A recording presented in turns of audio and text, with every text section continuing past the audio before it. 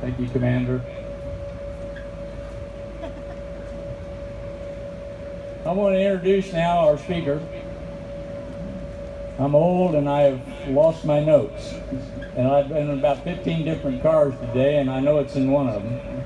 But anyway, Jonathan wrote down on a napkin at Magic Morning the other morning when I met with him to do things to introduce him by.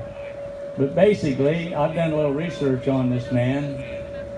His resume is extensive, and you would all be here for a good while if I read all that this man has accomplished in his career. But I think something that basically brings him near and dear to our hearts here in Lawrence County is that this is the gentleman that made it possible for us to have that big B-2 stealth bomber fly over Bedford, Indiana in '95 and again in 2000. That's a big, big deal for a little 14,000 man community. And so it's with my great honor that I present to you Brigadier General Jonathan George of Lawrence County.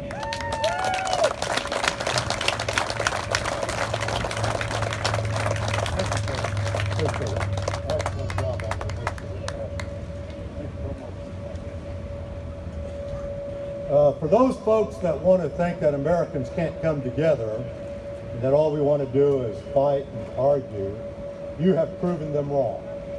You have come together for a great cause. That, by definition, makes you a very, very great and special people. I've got two illustrations I want to share with you. On my last duty assignment in uniform, I was stationed at the National Security Council at the White House, and my office was responsible for interpreting, developing, translating all defense strategy and policy for the United States. It was not a fun job. Certainly it was better than burying our dead. Certainly it was better than getting shot at. But short of that, it was a miserable job because nothing goes to the President of the United States with an easy answer. If there were easy answers, other folks like me would be making the decisions. Maybe a private, maybe a corporal, a major, lieutenant colonel, a GS-15. Somebody else handles the easy issues. We leave the toughest ones for the commander-in-chief. But one of the neat things that I got to do while I was there, I supervised an office of 10. One of the, I'll call it a perk because it was a great honor. We were entrusted with giving after-hours tours of the West Wing of the White House. For those of you that know it, the White House West Wing is where all the work is done, the business end. That's the Situation Room, the Navy Mess, Roosevelt Room, the Oval Office. That's the working part of the White House. And we were permitted to give tours to people after the day was over, starting at 6 in the evening up to midnight, and then on the weekends, provided the President wasn't busy doing something that we got in his way. Most of the tours were given to people we had no idea who they were, other than they were good old-fashioned Americans. Sometimes it might be an airman coming back from Afghanistan. Sometimes it might be a sailor that's coming off of one of the ships in Norfolk. Sometimes it was just an individual that had found out a way to ask for an after-hours tour.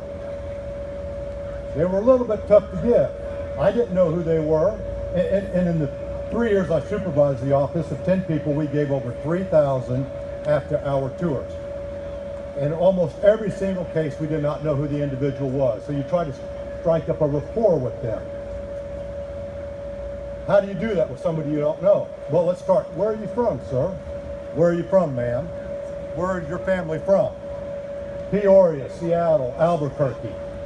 And then they would kind of feel a little bit awkward, so they need to repay the invitation. Well, General, where are you from? Bedford, Indiana. Oh man, it's so flat up there. What's it like living on the outskirts of Chicago? Isn't the weather horrible? Okay, so that frustrated me for a little bit until I got to figuring out, how do I explain where I'm from? And immediately it came to me, I'm from Southern Indiana, the stone capital of the world. You know what that means? No, I guess you got a lot of rocks. That means that the three greatest symbols of our nation's heritage and freedom come from my backyard. What's that? Empire State Building. The greatest symbol of, if you work hard, you have a little bit of luck, you can make a better life for your family. The National Cathedral shows that we believe that we are just a small part of something greater. The Department of Defense, the Pentagon, shows our strength of character and our fortitude and our willingness to stand up in the face of adversity. Okay, by the time I got finished explaining to them those three symbols and that they came from your backyard, they must have thought we were all 10 feet tall. So when you run into them, you let them know that you are 10 feet tall and that you're not afraid to do what's tough, what's hard, willing to help other people without asking for anything in return. I've got a second short story. I can't miss this because, as Mr. Warren said, we're just a few days away from the horror of September 11th. And we are also coming toward the end of our baseball season. What do they have to do with each other? As you recall, following the attack on our country on September 11th, we felt pretty low. We lost a little bit of our confidence. We weren't sure what direction we needed to go in. Everything got canceled, shut down. What do? Do we just curl up and cry like babies? No, we don't do that. We get back up on the horse, we figure out which way to go, and we charge. What helped us do that was the World Series between the Arizona Diamondbacks and the New York Yankees. The gentleman that I was working for was the Air Force Chief of Staff, the senior four-star in the Air Force, General John Jumper. He got invited to go to the last game of the 2001 World Series. It was played on a Sunday in Phoenix, beautiful weather, huge crowd, could not find a better venue for a sporting event to sort of bring us back.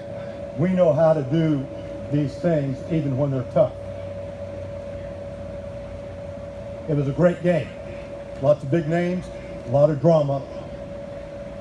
General Jumper was invited by the owner of the Diamondbacks. He sat about 20, 25 rows up off the field. In his service dress, cut an imposing figure. About the third or fourth inning, I can't quite remember, when the TV cameras had cut to a commercial break, the stadium announcer introduced General Jumper. At that moment, the action in that ballpark left the field and it moved to the stands. Now the TV cameras continued to show the game.